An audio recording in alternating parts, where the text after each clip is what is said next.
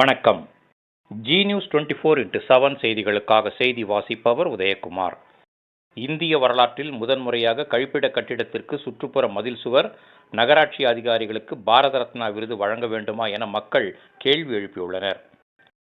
உலகம் முழுவதும் பல நாடுகளில் பல்வேறு துறைகளில் சாதனை புரிந்தவர்களுக்கு அந்தந்த நாடுகளின் உயரிய விருதுகள் வழங்கி கௌரவிக்கப்படுகிறது.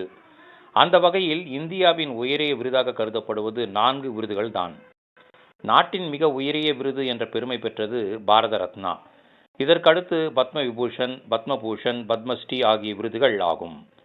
ஆண்டுதோறும் மத்திய அரசு பல்வேறு துறைகளில் சாதனை புரிந்தவர்களை தேர்வு செய்து குடியரசுத் தலைவர் மூலமாக இந்த விருதுகளை வழங்கி கௌரவித்து வருகிறது. விளையாட்டுத்துறை, இசைத்துறை, சினிமாத்துறை உள்ளிட்ட பல்வேறு துறைகளில் சாதனை புரிந்த சாதனையாளர்களுக்கு வழங்கப்படும் பாரத ரத்னா விருது பொன்னேரி நகராட்சி அதிகாரிகளுக்கும் வழங்க தமிழக அரசு மத்திய அரசிடம் பரிந்துரை செய்ய போகிறதா என இப்பகுதி மக்கள் வேடிக்கையாக கேள்வி எழுப்பியுள்ளனர். அப்படி என்ன பொன்னேரி நகராட்சி அதிகாரிகள் சாதனை புரிந்துவிட்டனர் என நீங்கள் கேட்பது புரிகிறது. நேயர்களே, இதோ அந்த சாதனை பட்டியல். வழக்கமாக தமிழகத்தில் உள்ள ஊராட்சிகள், பேரூராட்சிகள், நகராட்சிகள், மாநகராட்சிகள் ஆகியவற்றின் மூலம் அமைக்கப்படும் சிமெண்ட் சாலைகள் பொதுமக்கள் நடமாடவும் வாகன பயன்பாட்டிற்கு மட்டுமே பயன்படும். ஆனால் பொன்னேரி நகராட்சி அதிகாரிகளின் வரைவு திட்டத்தின் மூலம் போடப்பட்ட சிமெண்ட் சாலைகள் பொதுமக்கள் பயன்பாடு, வாகன போக்குவரத்து ஆகியவற்றிற்கு மட்டுமின்றி மழைநீர் சேகரிப்பு, கொசு உற்பத்தி ஆகியவற்றிற்காகவும் பயன்படுகிறது.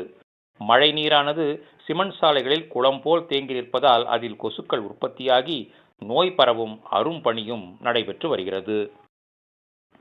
அது மட்டுமின்றி இந்திய வரலாற்றிலேயே முதன்முறையாக எந்த ஒரு மதத்தின் வழிபாட்டு தலங்களின் புனிதம் கெடும் வகையில் தனிநபரோ அரசோ செயல்படக்கூடாது என்ற இந்திய அரசியலமைப்பு சட்டத்திற்கு எதிராக திருவள்ளூர் மாவட்டம் பொன்னேரி அருள்மிகு ஸ்ரீ ஆனந்தவல்லி சமேத ஸ்ரீ அகத்தீஸ்வரர் ஆலயத்தின் திருப்பணிக்கு இடையூறாக கோவில் இடத்தை ஆக்கிரமித்து சட்டத்துக்கு புறம்பாக மக்கள் வரி பணத்தை விரயம் செய்து கழிப்பிட கட்டிடத்திற்கு சுற்றுப்புற மதில் சுவர் கட்டியுள்ளனர்.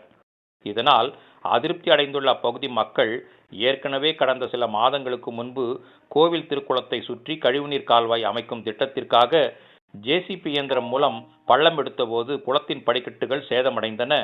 இதனால் ஆத்திரமடைந்த அப்பகுதி மக்கள் திருக்குளத்தை சுற்றி கழிவுநீர் கால்வாய் அமைக்க எதிர்ப்பு தெரிவித்து போராட்டத்தில் ஈடுபட்டனர். இதனால் அந்த திட்டம் கைவிடப்பட்டது குறிப்பிடத்தக்கதாகும்.